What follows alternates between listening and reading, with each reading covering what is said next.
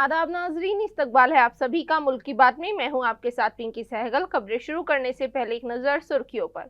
Iran की military साइटों पर इजराइल के हमले। ईरान ने इजराइल को दी बड़ी चेतावनी। नेतन्याहू के उड़े होश। ज्ञानवापी मामले में हिंदू फरीक को कोर्ट से बड़ा झटका। कोर्ट ने एएसआई सर्वे की अर्जी को किया खारिज। मौलाना तोक़िर रज़ा को जान से मारने की धमकी। मुस्लिम बिरादरी में दौड़ी गुस्से की लहर। हुर्रियत कॉन्फ्रेंस के चेयरमैन मीरवाइज का बड़ा बयान। कहा, हम मोदी हुकूमत से बातचीत के लिए तैयार। सुप्रीम कोर्ट के सीनियर एडवोकेट प्रशांत भूषण का बड़ा बयान। कहा, हिंदुत्ववादी तंजीमों और आरएसएस की वजह से माहौल खराब। बिजनौर में वक्फ की 9 दुकानों में लगी सील। मुस्लिम दुकानदारों की रोजी रोटी पर पड़ा गहरा असर। किसानों ने फिर शुरू किया एहतजाज। 4 हाईवे गैर मुअय्यना मुद्दत के लिए बंद। मरकजी वजीर गिरिराज सिंह के खिलाफ दर्ज हुआ मुकदमा। गिरिराज सिंह के खिलाफ एआईएमआईएम ने खोला मोर्चा। इजराइल की जालिमाना और मुजरिमाना पॉलिसी अब गजा और लेबनान के बाद ईरान में भी शुरू हो गई है। इजराइल ने आज सुबह ईरान की मिलिट्री साइटों को निशाना बनाते हुए उस पर रॉकेट दागे, लेकिन वो ईरान में किसी भी तरह का कोई नुकसान नहीं कर पाया और उसके हाथ सिर्फ मायूसी और नाकामी ही लगी है। उधर ईरान ने इजराइल को चेताते हुए बड़ी वार्निंग जारी कर दी है, जिससे नेतन्याहू बुरी तरह बौखला गया है। इजराइल के जुल्म न सिर्फ गजा में जारी हैं, बल्कि लेबनान में तबाहकारी करने के बाद अब उसने ईरान का रुख किया है। ईरान की मिलिट्री साइटों पर इजराइल ने रॉकेटों से हमला तो किया, लेकिन ईरान का एयर डिफेंस इजराइल के एयर डिफेंस की तरह कमजोर नहीं है और ईरानी फौज ने ज्यादातर मिसाइलों को इंटरसेप्ट करके किसी भी तरह का नुकसान नहीं होने दिया। प्रेस टीवी के मुताबिक ईरान के एयर डिफेंस ने तेहरान, खुजिस्तान और एलाम सूबों में ठिकानों को निशाना बनाने वाले इजरायली हमलों की तस्दीक करते हुए कहा कि इस जारहियत को कामयाबी से नाकाम बना दिया गया है। एयर डिफेंस फोर्स ने एक बयान में कहा कि इस्लामी जमहूरियत के हक्काम की तरफ से मुजरिमाना और नाजायज ज़ियोनी हुकूमत को किसी भी जुर्रतमंदाना इक़दाम से बाज रहने के लिए दी गई साबिक़ा वार्निंगों के बावजूद इस जाली हुकूमत ने आज सुबह कशीदगी बढ़ाने के लिए एक कार्रवाई की है। वहीं इस हमले के बाद ईरान ने इजराइल को बड़ी चेतावनी दी है। तेहरान टाइम्स के मुताबिक ईरान की फॉरेन मिनिस्ट्री ने इस बात पर जोर दिया कि ईरान यूनाइटेड नेशंस के तहत हर रुकनी रियासत को उनकी जिम्मेदारियों, convention on the prevention and punishment of the crime of genocide और द 4 जिनेवा कन्वेंशंस ऑफ 1949 की याद दहानी कराते हुए इजराइल के खिलाफ सख्त एक्शन लेने की अपील करता है। ईरान ने इजराइल को आखिरी वार्निंग देते हुए उसे आगाह किया है कि अगर उसने अब फिर से ऐसे अहमकाना हमले की कोशिश की तो उसे इसके संगीन नताइज भुगतने होंगे। ईरान के इस वार्निंग ने नेतन्याहू के होश उड़ा दिए हैं। देखना ये होगा कि ईरान की इस वार्निंग का नेतन्याहू पर कोई असर होगा या वो बगैरतों की तरह ईरान पर हमला करेगा और अपनी मौत को खुद ही दावत देगा। ज्ञानवापी को लेकर चल रही अदालती लड़ाई के बीच बड़ा फैसला आ गया है। दरअसल ज्ञानवापी तनाज़े को लेकर हिंदू फरीक को बड़ा झटका लगा है। वाराणसी के सिविल जज सीनियर डिवीजन फास्ट ट्रैक ने अपना फैसला सुनाते हुए हिंदू फरीक की एएसआई सर्वे की मांग वाली अर्जी को खारिज कर दिया है। ज्ञानवापी केस पर हिंदू फरीक के वकील विजय शंकर रस्तोगी ने कहा कि अदालत ने एएसआई के जरिए पूरे ज्ञानवापी इलाके की सिक्योरिटी के इजाफी सर्वे की हमारी दरख्वास्त को मुस्तरद कर दिया है। हम इस फैसले के खिलाफ हाई कोर्ट जाएंगे। बताते चलें कि अदालत में हिंदू फरीक ने ज्ञानवापी के मरकजी गुंबद के नीचे शिवलिंग होने का दावा किया था। इसके साथ ही हिंदू ग्रुप ने यहां खुदाई करके एएसआई के सर्वे का मुतालबा किया था। हिंदू फरीक की अर्जी का मुस्लिम फरीक ने एहतजाज करते हुए कहा था कि खुदाई से मस्जिद की मकामी जगह को नुकसान पहुंच सकता है। दरअसल ज्ञानवापी मस्जिद के मालिकाना हक को हासिल करने के लिए साल 1991 में कुछ लोगों की तरफ से एक अर्जी दाखिल की गई थी।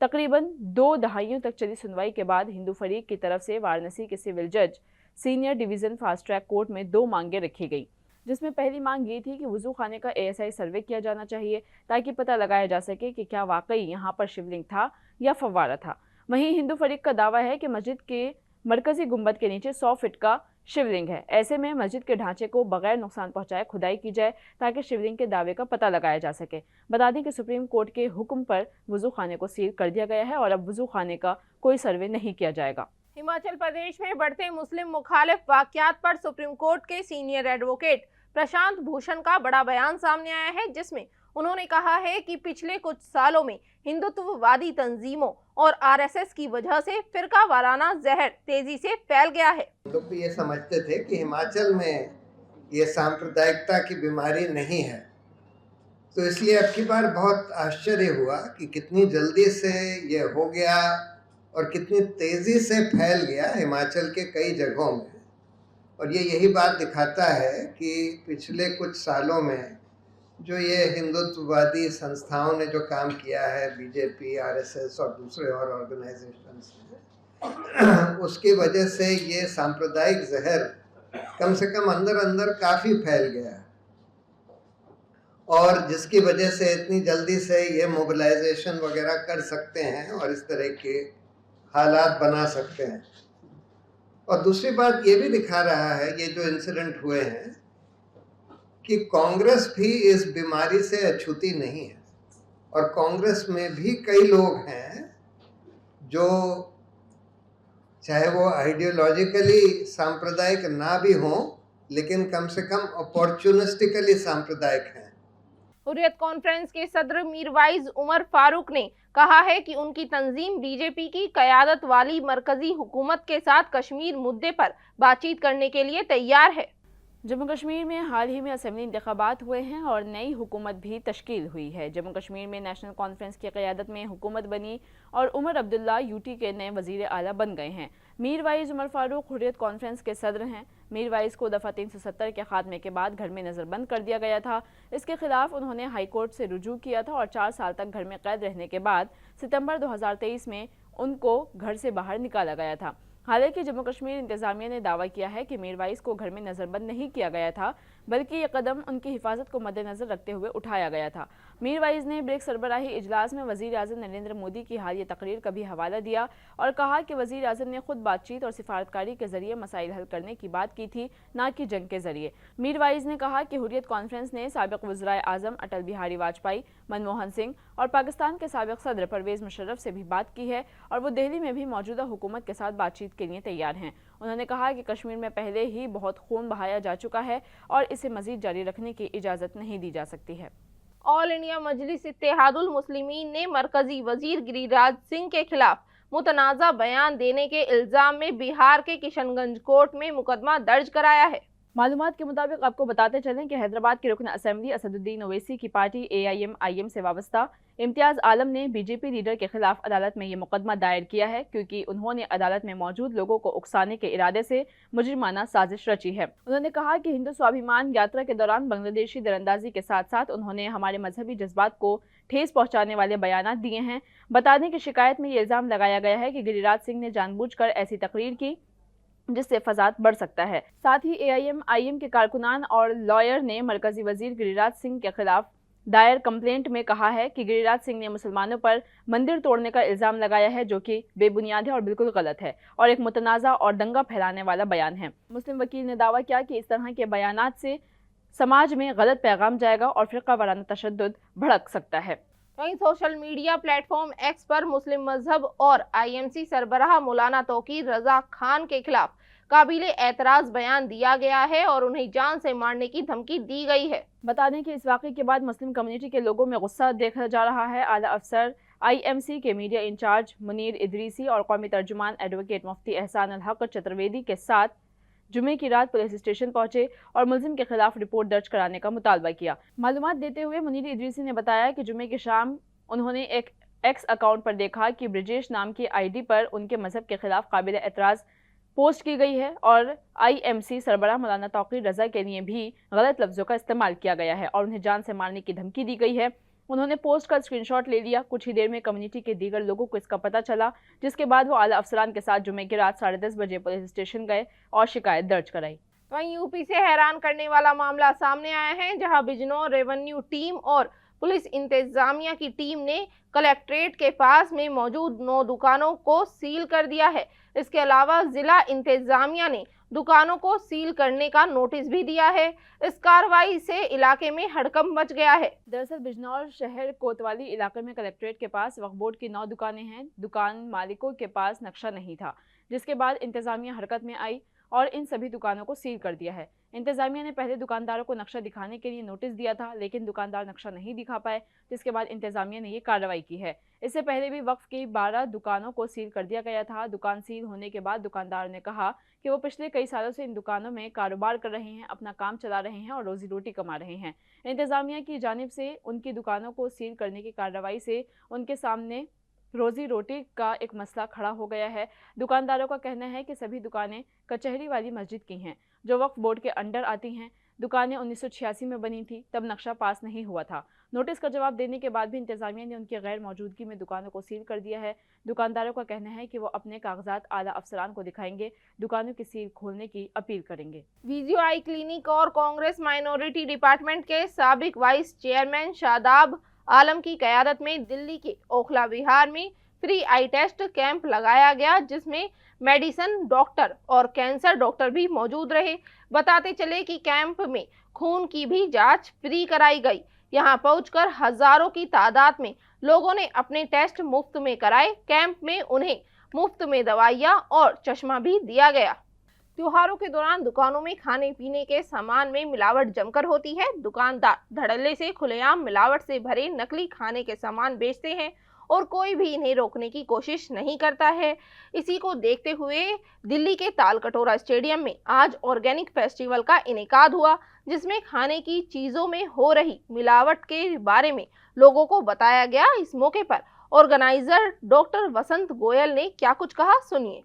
आजकल आप यदि मार्केट में देखें तो सब चीज़ें नकली मिलेंगी। यदि हम बात करें नकली खाद की, नकली फल की, नकली मिठाई की, आप देखेंगे रोज़ पता नहीं ना जाने कितनी रेट पड़ती हैं। उन सब चीज़ों को यदि आज हम अपनी उस संस्कृति को, जो पुराना उस समय था जहाँ ऋषि मुनियाँ थी, जितने ऋषि मुनि होते थे वो तपस्या करके क्या खाते थे जंगलों में, सिर्फ वहाँ पर मिलता था उन्हें फूल, पत्ती, फल, कंदमूल, यही वो सब लोग खाते थे। पर यशस्वी प्रधानमंत्री जी हैं, उनका एक विकसित भारत 2047 का सपना है। वो सपना क्या है? उनका सपना है कहीं ना कहीं हम ऑर्गेनिक चीज़ों पर आएँ, जो ये सब आर्टिफिशियल चीज़ें चल रही हैं इन सब चीज़ों को छोड़ दें और मिलेट्स को आगे लेकर आएँ। वहीं अब एक बार फिर किसानों ने पंजाब में धान की लिफ्टिंग ना होने से खफा होकर हरियाणा में 4 हाईवे बंद कर दिए और वो अपनी मांगों को पूरा कराने के लिए एहतजाज पर बैठ गए हैं। किसानों ने सड़कों पर बैठकर एहतजाज शुरू कर दिया है। किसानों का कहना है कि जब तक उनके मुतालबात नहीं माने जाते एहतजाज जारी रहेगा। उनका कहना है कि मरकजी और रियासती हुकूमतें दोनों ही उनकी मांगों की तरफ ध्यान नहीं दे रही हैं। किसान मजदूर मोर्चा और किसान संयुक्त मोर्चा नॉन पॉलिटिकल ज्वाइंट फोरम के लीडर सरवन सिंह पंधेर ने बताया कि आज 1 बजे के बाद से पंजाब के 4 हाईवे जाम किए गए हैं। 1 बजे के बाद गाड़ियों की आमदोरफ्त को बंद कर दिया गया। बता दें कि किसानों ने बताया कि बैठक में पंधेर ने कहा कि फूड सप्लाई वजीर के साथ बैठक हुई थी। मांग थी कि धान में से कम चावल निकलता है और उन्हें 2-3 किलो की ज्यादा छूट दी जाए। मरकज ने जल्द टीमें भेजने की बात कही थी, लेकिन आज तक टीमें नहीं पहुंची हैं और ना ही दुकानदार धान उठा रहे हैं। पंजाब हुकूमत कोशिश करे कि धान की लिफ्टिंग जल्द हो। 26 दिन से किसान मंडियों में बैठे हैं और बमुश्किल अपना गुजारा कर रहे हैं। किसान पंजाब की मईशत से जुड़े हुए हैं। अगर किसान तबाह हुए तो पंजाब तबाह हो जाएगा। किसानों का कहना है कि एहतजाज गैर मुअय्यना मुद्दत तक जारी रहेगा, लेकिन इस बंद के दौरान इमरजेंसी सर्विसेज और एयरपोर्ट मुसाफिरों को नहीं रोका जाएगा। हरियाणा में पराली जलाने के मामले दिन ब दिन बढ़ते जा रहे हैं। रियासत में 3 और जगहों पर पराली जलाई गई है। इसके साथ ही पराली जलाने के मामले बढ़कर 689 हो गए हैं। इन शहरों में AQI 400 से तजावुज कर गया है, यानी कि 400 के पार हो गया है, जबकि 10 शहर ऐसे हैं जहां हवा का मयार बेहद खराब है। इन 10 शहरों में से 4 का AQI 300 से ऊपर है, जिसमें कुरुक्षेत्र, ध्रुहीरा, बल्लभगढ़ और बहादुरगढ़ शामिल हैं। अंबाला, हिसार, खर्ची दादरी, भिवानी, सोनीपत और सरसा में सुबह के वक्त स्मॉग का असर देखा जा रहा है, जबकि खेतों में पराली जलती हुई देखी जा सकती है। इसके बारे में सरकारी रिकॉर्ड में यानी कि HARSAC की रिपोर्ट के मुताबिक 3 जगहों पर पराली जलाई गई है, जिसमें कैथल, कुरुक्षेत्र और सोनीपत शामिल हैं। साथ ही गुजरते वक्त के साथ साथ कई जगहों पर आग लगने के वाकयात भी सामने आ रहे हैं। इसका असर आने वाले दिनों में दिल्ली में भी नजर आएगा और ये कहना गलत नहीं होगा कि यह असर दिखना शुरू हो गया है। हुकूमत ने आलूदगी की वजूहात के खिलाफ सख्त कार्रवाई शुरू कर दी है। WHO के मुताबिक फिजाई आलूदगी 400 से 500 के दरमियान रही तो बच्चों में दमा, फेफड़ों के कैंसर, हार्ट अटैक और सांस की तकलीफ जैसी बीमारियों का खतरा बढ़ सकता है। तो वहीं कांग्रेस लीडर राहुल गांधी आज दिल्ली के एक सैलून पहुंचे और उन्होंने हजाम लोगों से बात की। राहुल गांधी ने एक्स पर इसका एक वीडियो भी शेयर किया। वीडियो के साथ ही राहुल गांधी ने कैप्शन में लिखा कि कुछ नहीं बचता है। ये जुमला आज के हर मेहनतकश, गरीब और मिडिल क्लास लोगों की कहानी बयां करता है। बताते चलें कि ये सैलून अजीत चलाता है। उसने राहुल गांधी को बताया कि वो किस तरह दिन भर काम करता है ताकि दिन के अख्तिताम पर वो कुछ पैसे बचा सके। अजीत ने यह भी कहा कि राहुल को अपनी कहानी सुनाने के बाद वो खुश और मुतमईन महसूस करते हैं। अजीत ने राहुल से कहा कि कांग्रेस के दौर में अमन था। पहले मैं सोचता था कि हमारा मुस्तकबिल अच्छा होगा, लेकिन हम यहीं रहे। हम क्या करें, हम माजूर हैं। जिंदगी ऐसे ही गुजर रही है, बच्चों का मुस्तकबिल दांव पर लगा हुआ है। आपकी हुकूमत में हम बहुत खुश थे, कांग्रेस के दौर में अमन था, कोई है जो हम जैसे गरीबों का सहारा बने। राहुल जी से मिलकर मुझे काफ़ी सुकून मिला। जबकि राहुल ने अपने एक्स अकाउंट पर इसके बारे में लिखा। उन्होंने कहा कि हज्जाम से मोची, कुम्हार से बढ़ई तक कम आमदनी और बढ़ती महंगाई ने दस्ती मजदूरों से उनकी दुकान, उनका घर और उनको खुद को छीन लिया है, उनके ख्वाहिशात को छीन लिया है। आज ज़रूरत इस तरह के जदीद इक़दामात और नई स्कीमों की है जिससे आमदनी में इजाफा हो और बचत घरानों में वापस आए, और एक ऐसा मुआशरा जहां टैलेंट को उसका हक मिलता है और मेहनत का हर कदम आपको तरक्की की सीढ़ियां चढ़ाता है। नाजरीन, मुल्क की बात में आज के लिए बस इतना ही। मुझे दीजिए इजाज़त। आदाब।